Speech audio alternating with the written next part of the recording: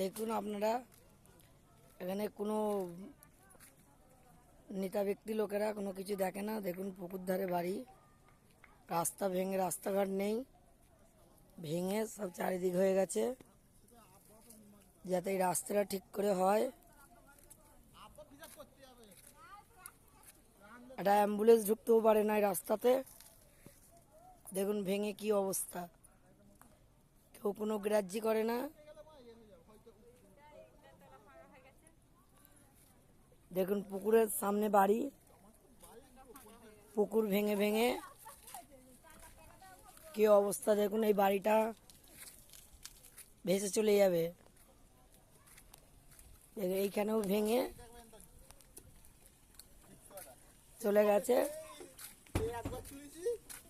এই কারেন্টের পোস্টটাও পড়ে যাবে।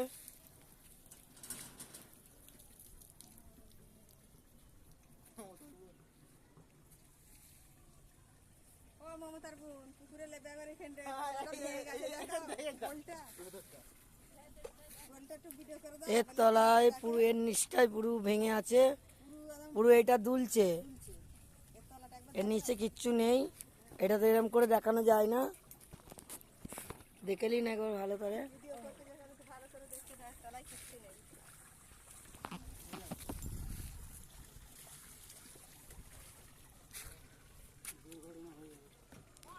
একটা দুর্ঘটনা ঘটে যেতে পারে যে কোনো মুহূর্তে। রাস্তা আর নেই, এটাই চলাচল রাস্তা।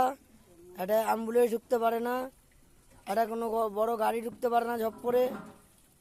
এই রাস্তাটা যাতে ঠিক হয় সেই চেষ্টাই করছি।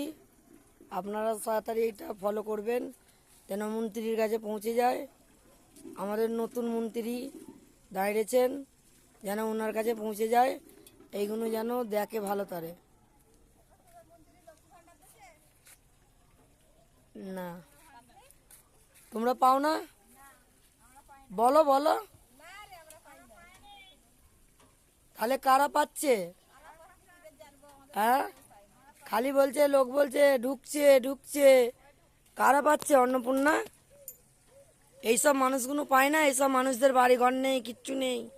হ্যাঁ, এসব মানুষদের থাকার বাড়ি নেই, কিছু নেই, এসব মানুষগুলো পেতে পারে না?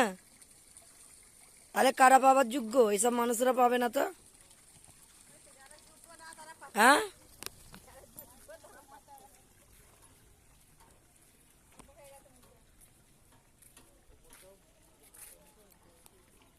দেখুন এই ঘরটায় ঢুকছে, দেখুন পুরো ফাটা। একটা বৃদ্ধ মহিলা আছে। ওই বলো, খেতে পাও? খেতে পাও? এদিকে তাকিয়ে বলো। দেয় না।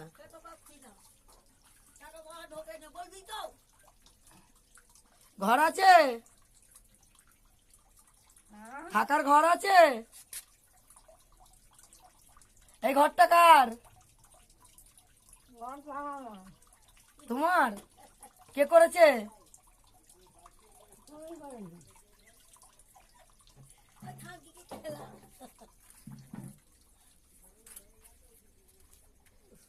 বেকার ভাতা পাওয়া হয় না, পাই না। তাহলে কারা পাচ্ছে টাকা পয়সা? সরকার থেকে ছাড়ছে, তাহলে কারা পাচ্ছে? তাহলে কি করে চলে? কি করবো, না খেয়ে থাকি। যেরকম জোটে খাই, না জোটে না খাই।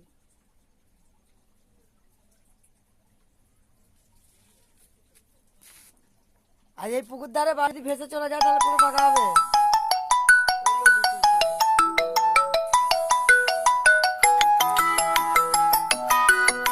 তাহলে শুনলেন।